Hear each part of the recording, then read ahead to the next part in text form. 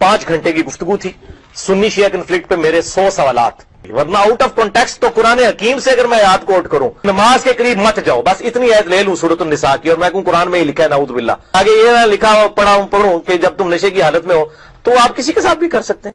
जी दोस्तों, आपने देखा इसका झूठ नंबर 31। ये कह रहा है कि मेरी बात जो है मुकम्मल नहीं दिखाते, जुमला काट काट के दिखाते हैं। कुरान पाक की आयत पढ़ के भी इसने सुनाई। दोस्तों, कुरान पाक की में जो है कि ला तक़रबुस्सलाह, नमाज के करीब ना आओ नशे की हालत में, एक आयत मुकम्मल हो गई। अब पूरा कुरान पाक पढ़ के तो किसी को नहीं सुनाया जाएगा ना, एक आयत पढ़ के सुनाई जाएगी। इसी तरह एक जुमला मुकम्मल हो जाता है। जब ये कहता है कि हाफिज कुरान की फजीलत कोई नहीं कुरान पाक में, तो जुमला मुकम्मल हो गया। और ये भी कहता है कि मेरा चैलेंज है कि कोई हदीस नहीं है। इसने झूठ बोला कि जी हमारी बात मुकम्मल नहीं दिखाते। अब ये 5-5 घंटे ये तकरीर करता है, तो 5 घंटे तो हम नहीं दिखा सकते। हम इसका एक पूरा जुमला दिखाएंगे आपको, फिर हम आगे बात करते हैं।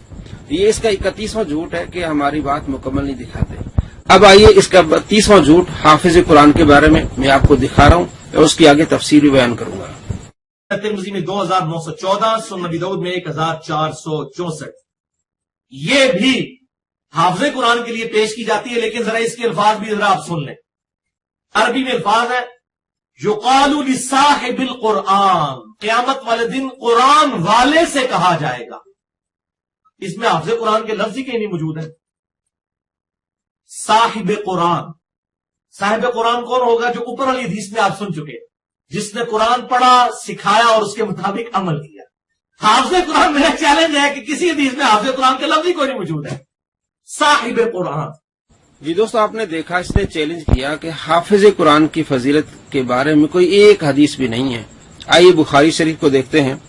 बुखारी शरीफ हदीस नंबर 4937।